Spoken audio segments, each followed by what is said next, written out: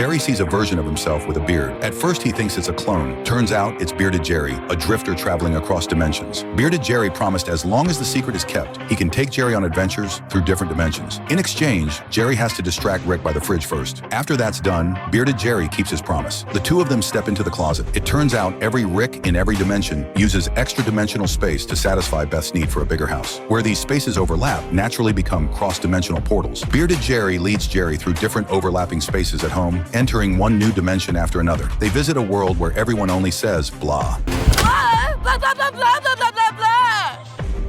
Blah? Blah, blah, blah, blah, blah, blah, blah, blah, blah, blah.